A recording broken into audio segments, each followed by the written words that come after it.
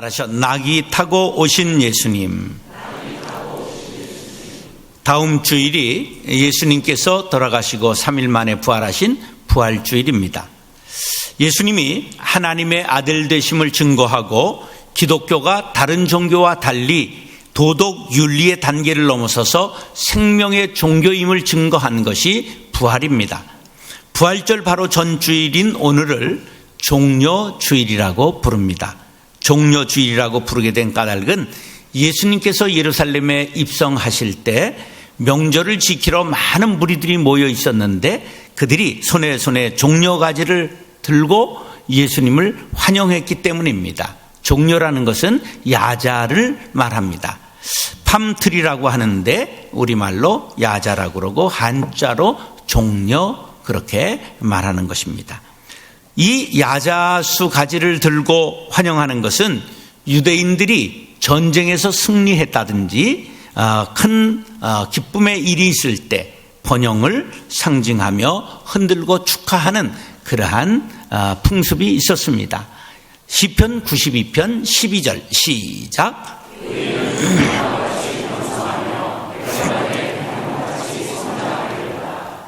자, 의인은 종려나무 같이 번성한다. 저 야자수가 얼마나 높이 자라고 이렇게 잘 자라는지 모르죠. 예수님께서 예루살렘에 입성하실 때 종려나무 가지를 들고 환영했다는 것은 왕이나 개선장군처럼 백성들이 맞이했다는 것을 뜻합니다.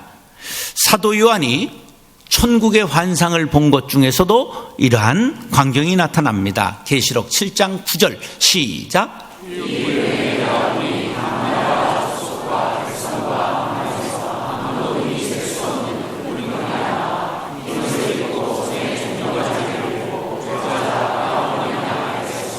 하나님의 보좌학과 어린 양 앞에 서 있는 구원받은 14만 4천 명의 성도들이 손에 종려가지를 들고 있었다고 성경은 말씀하고 있습니다.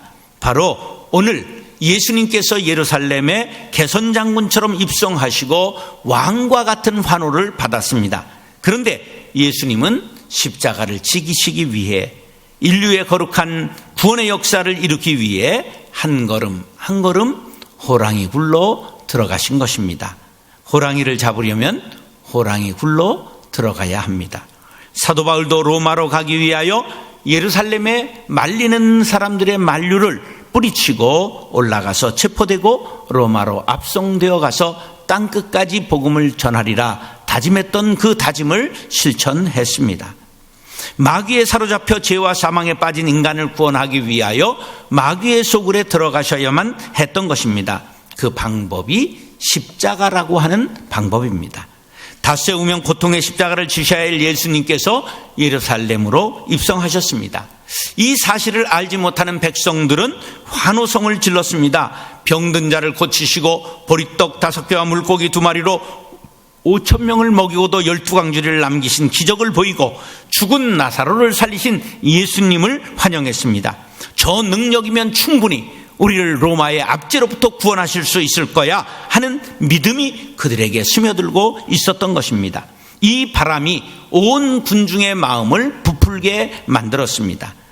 그들은 마치 개선장군을 맞이하듯이 왕의 대관식을 치르듯이 흥분했습니다.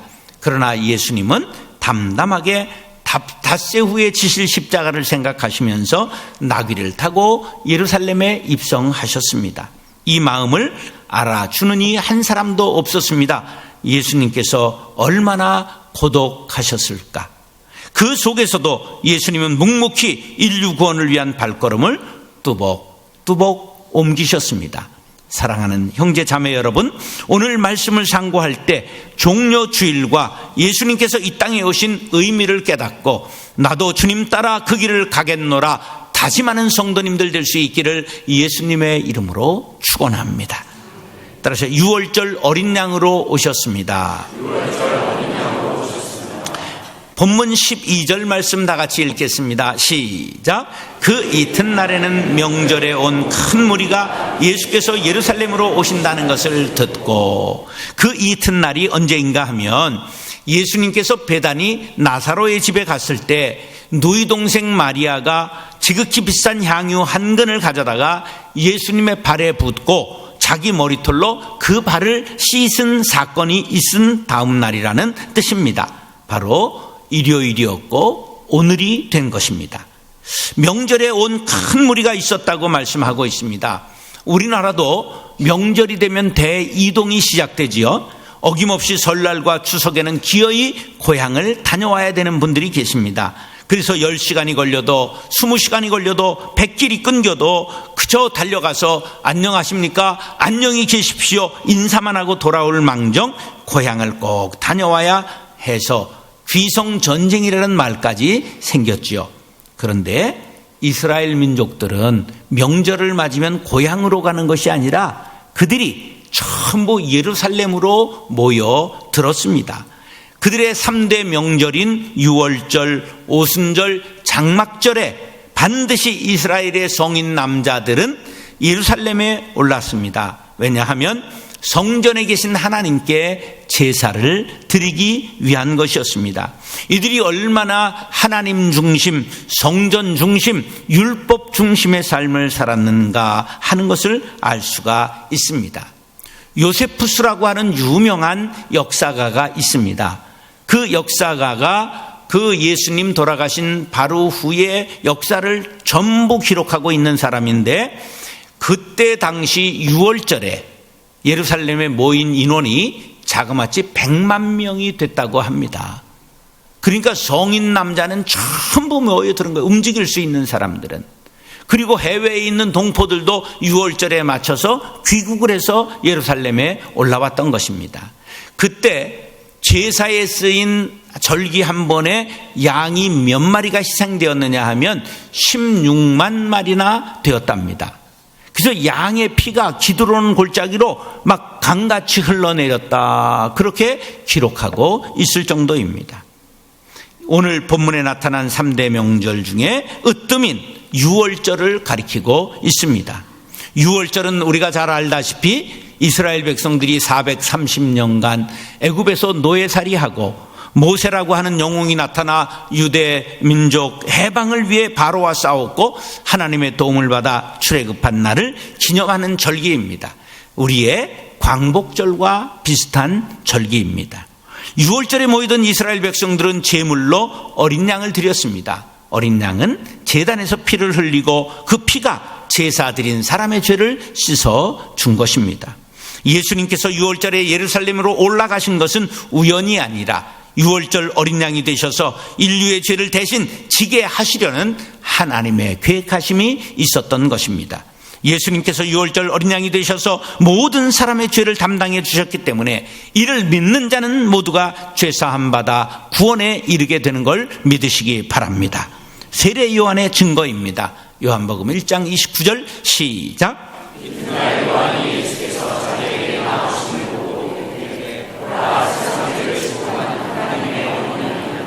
성령을 받은 요한이 말했습니다. 보라, 세상 죄를 지고 가는 하나님의 어린 양이로다. 바로 예수님은 하나님께서 이 땅에 보내주신 어린 양으로 오신 것입니다. 예수님께서도 자신에 대하여 친히 이렇게 말씀하셨습니다. 마태복음 20장 28절 시작. 인자가 온 것은 섬김을 받으려 함이 아니라 도리어 섬기려 하고 자기 목숨을 많은 사람의 대속물로 주려 함이니라. 자기 목숨을 어린 양이 되어 많은 사람을 위한 희생양, 대신 속죄물이 되는 제물이 되려고 오셨다고 말씀하고 있습니다.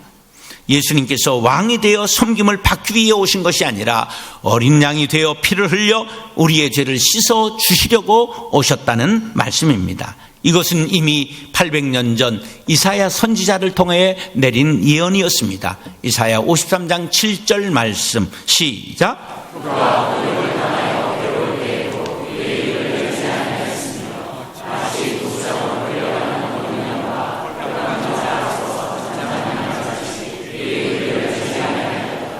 그러니까 예수님께서 6월절에 예루살렘에 입성하신 것은 6월절에 희생당하는 그 어린 양, 그것을 대신해서 인류의 죄를 단번에 속죄하시려는 인류의 제단 갈보리 언덕의 어린 양이 되시기 위함이었던 것입니다. 예수님이 유월절 어린 양으로 이 땅에 오셔서 희생의 피를 흘려주셨음을 믿는 사람은 다시는 양을 잡을 필요가 없게 된 것입니다. 예수가 유월절 양이 되셨음을 믿으시면 아멘 하시기 바랍니다. 계속 양을 잡아 지내야 된다는 사람에게 묵은 누룩을 버리라고 고린도전서 5장 7절에 사도 바울은 권면하고 있습니다. 묵은 누룩은 율법을 뜻합니다. 율법에 매이지 말고 복음으로 나아오라는 권고입니다. 고린도전서 5장 7절 시작.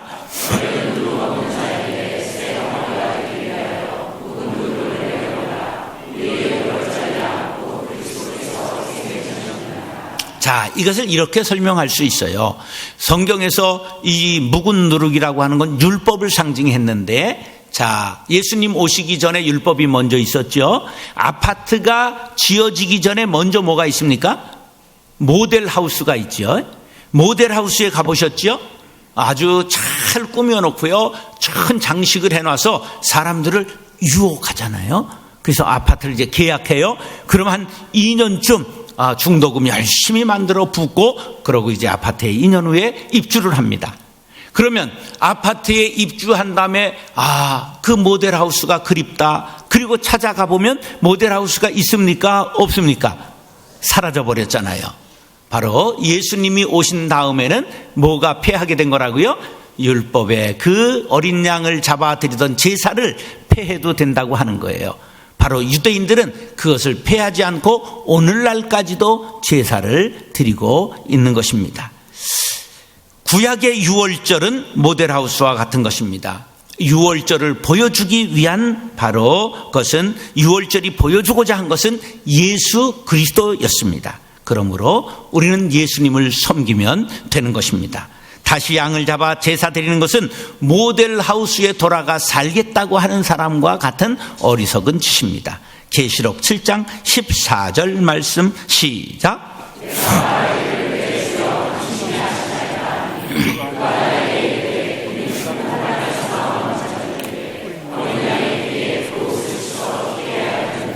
우리는 유월절 어린 양으로 이 땅에 오신 예수님을 믿고 그가 흘린 피로 죄 씻음을 받고 용서받아 의인되고 하나님의 자녀되고 믿음의 후사가 되어 천국의 시민이 된 것을 믿으시기 바랍니다. 사랑하는 형제 자매 여러분, 유월절 어린 양으로 우리에게 보내주신 예수님, 하나님의 은혜에 감사드리며 우리를 위해 희생하신 예수님을 마음에 모시고 나도 형제를 섬기며 살겠습니다 다짐하시면 아멘 하시기 바랍니다. 따라서 평화의 왕으로 오셨습니다.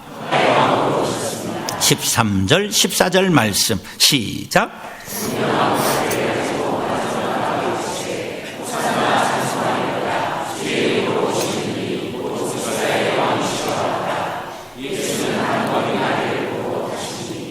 예수님께서 예루살렘으로 올라오신다는 소식을 들은 백성들이 움직이기 시작했습니다. 누가 시키지도 않았는데 손에 종려가지를 들고 호산나 다윗의 자손으로 오시는 이요, 그리고 환영을 했던 것입니다.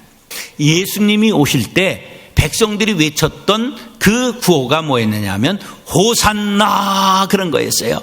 호산나가 무슨 뜻인가 하면 이제 구원하소서. 시편 118편 25절 시작.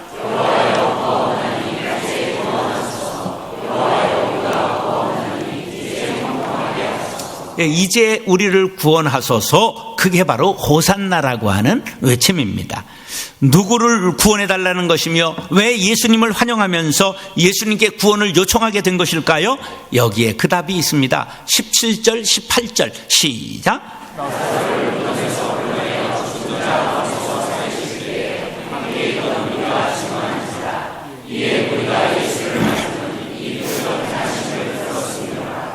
요한복음 11장에 보니까 죽은 나사로를 무덤에서 불러낸 사건이 있는데, 지금 요 예수님이 입성하시기 며칠 전이냐면 엿새 전이에요, 불과. 죽은 나사로가 살아났단 말이죠. 그러니까 그게 지금 백성들의 마음을 움직이기 시작한 거예요. 죽은 사람을 살렸다. 근데 죽을 뻔한 나사로를 살린 게 아닙니다. 무덤에 들어가서 며칠 됐다고요? 나흘이 되었어요. 시체에서 어떤 냄새가 났어요? 썩은 냄새가 났어요. 그런데 예수님께서 오시더니 돌을 굴러내랴. 그래서 막은 돌을 굴러내자 하나님께 이렇게 기도하십니다. 하나님, 내 말을 들으신 것을 감사하나이다. 항상 내 말을 들으시는 줄 내가 아나이다. 이 둘러선 무리들이 아버지께서 나를 보내신 것을 믿게 하옵소서 하신 후에 나사로야 나오너라 하고 돌을 굴렸어요. 그랬더니 나사로가 다시 살아났습니다. 할렐루야. 수족을 동인 채 걸어 나왔어요. 그의 배를 벗겼어요. 얼굴에 수건을 벗겼어요. 풀어 놓아 다니게 하라. 제자들이 그대로 따랐습니다. 죽은 나사로가 완전히 살아났습니다. 이 기적의 소문이 순식간에 명절을 지내려고 올라오는 사람들에게 퍼졌다, 그러한 말입니다. 그들은 생각했습니다. 그리고 주먹을 불끈 쥐었습니다. 그렇지, 하나님께서 우리를 외면하실 리가 있나? 우리 백성들을 하나님께서 버리지 않으실 거야. 예수님을 우리를 구원할 왕으로 보내주신 것이 분명해. 그렇게 생각한 것입니다. 그래서 이들이 믿음을 가지고 호산나, 지금 우리를 구원하소서. 우리는 여지껏 우리를 구원할 능력 있는 다윗과 같은 임금을 기다리고 있었습니다. 로마의 압제로부터 우리를, 민족을 구원해 주옵소서. 가난과 질병과 질곡으로부터 우리를 해방시켜 주십시오 하면서 예수님을 환영하고 있는 것입니다. 이들이 사모하고 있는 메시아의 개념은 조금은 핀트가 어긋난 것이었어요. 왜냐하면 그들은 정치적 메시아를 기다리고 있었기 때문입니다. 로마의 압제로부터 이스라엘을 해방시켜줄 구원자를 기대하고 있었던 것입니다. 그런데 예수님은 나귀를 타셨습니다. 나귀는 볼품없는 짐승이지요. 짐을 싣는 데 사용합니다. 전쟁에서 승리하고 돌아오는 개선 장군이라면, 로마를 물리칠 수 있는 왕이라면 백마를 타고 와야 되지 않겠습니까? 위엄과 영광을 드러내야 되지 않겠습니까? 그런데 예수님은 볼품없는 나귀를 타고 입성하셨습니다. 환호하던 군중들 속에서도 야, 시시하다, 아, 볼품없네 생각하는 사람들도 있었을 것입니다. 호산나 찬송하리로다, 주의 이름으로 오시는 이 곧 이스라엘의 왕이여, 환영을 받으셨지만 왕의 위엄도 호위병의 장엄한 의식도 없었습니다. 예수님은 나귀를 타고 오셨습니다. 이것은 예수님께서 세상을 정복할 힘을 가지고 오신 왕이 아니라는 것을 증명하는 것입니다. 예수님은 평화의 왕, 그분의 통치 방법은 힘이 아니라 섬김의 방법이었던 것입니다. 오늘날 세상은 힘의 논리가 지배합니다. 권력, 돈, 과학, 이런 세상을 사는 사람들은 자연이 크고 아름답고 강한 것을 동경합니다. 고난의 예수, 십자가의 예수보다는 영광의 예수, 부활의 예수를 좋아합니다. 그러나 마음에 꼭 기억하시기 바랍니다. No cross, no crown. 십자가 없이 면류관 없습니다. 고난 없는 영광은 없습니다. 죽음 없이 부활이 있을 수 없습니다. 예수님은 백마를 타고 병거 타고 호위병을 거느리고 나타나신 것이 아니라 나귀 새끼를 타셨습니다. 나귀는 평화를 상징합니다. 그래서 이스라엘에서는 전쟁 시에는 왕이 백마를 타고 순시했고 평화 시에는 나귀를 타고 순행하는 관습이 있었습니다. 예수님께서 이 땅에 오신 것은 섬김을 받으려 하신 것이 아니요 도리어 섬기려 하고 전쟁으로 정복하러 오신 것이 아니라 평화의 왕으로 오신 것입니다. 평화의 왕으로 오신 예수님을 모시고 평화의 도구로 쓰임받게 되시기를 예수님의 이름으로 축원합니다. 따라하시죠. 예언을 성취하셨습니다. 15절 말씀 시작.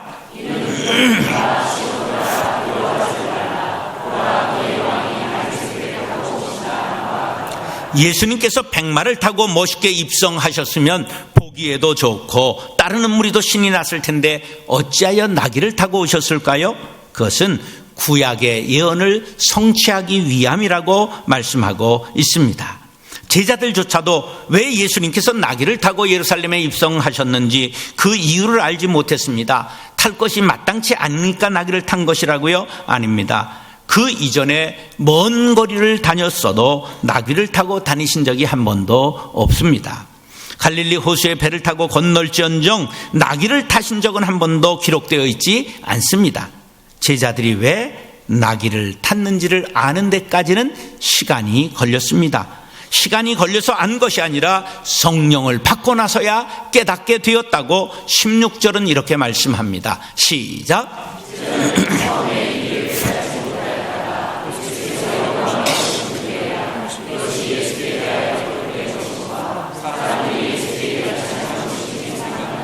그들이 성령을 받고 나니까 예수님이 왜 나귀를 타셨지? 예수님이 왜 십자가를 지셔야 했지? 하는 것을 깨닫게 되었다, 그런 말입니다.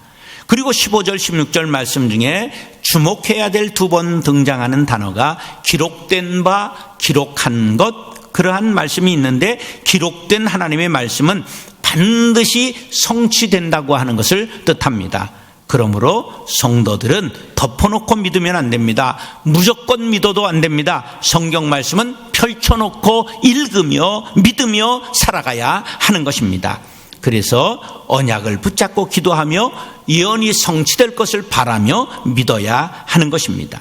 예수님께서 나귀 타고 입성하신 것은 예수님 탄생 500년 전에 스가랴 선지자를 통해 주신 예언이었습니다. 스가랴 9장 9절 말씀 시작.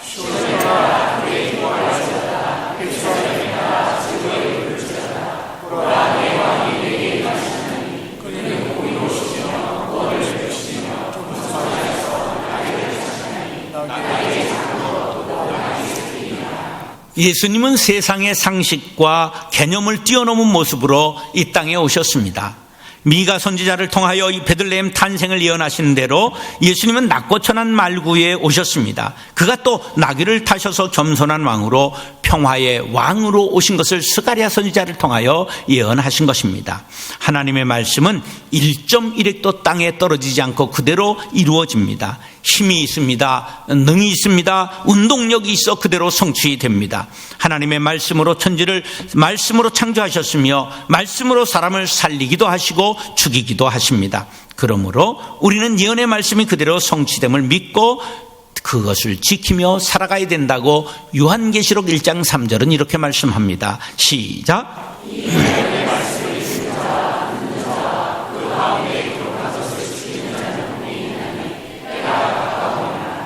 계시된 말씀인 성경을 읽으시기 바랍니다. 선포된 말씀인 설교를 들으시기 바랍니다. 그 말씀이 그대로 성취될 것을 믿고 행하시기 바랍니다. 그리하면 하나님께서 여러분들에게 예수님처럼 섬김의 능력과 사랑의 능력과 평화의 능력을 주실 줄로 믿습니다. 19절 말씀 시작.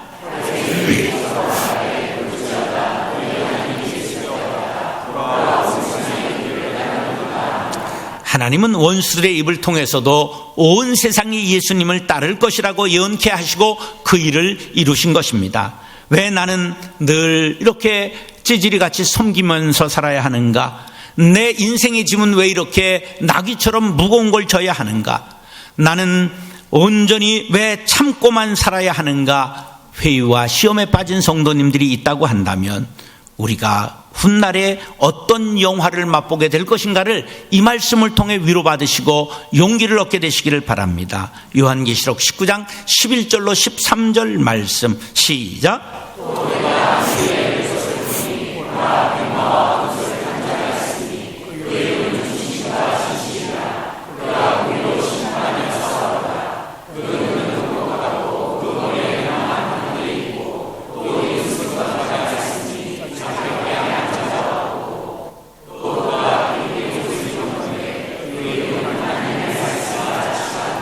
예수님께서 장차 재림하실 때 어린 나귀 새끼가 아닌 백마를 타신다고 말씀하고 있습니다. 면류관을 쓰셨고 만왕의 왕 만주로 오신다고 요한계시록은 우리에게 힘을 주고 있습니다. 사랑하는 형제 자매 여러분, 유월절량으로 희생제물이 되셔서 우리를 구원하시고 평화의 왕으로 오셔서 이 땅에 평화를 주시고 예언의 말씀을 성취하셔서 영광의 날을 소망케 하신 예수님을 찬양하시기 바랍니다. 예수님의 평화가 여러분 심령과 여러분의 가정과 우리 교회와 이 나라 위에 임하게 되시기를 예수님의 이름으로 축원합니다.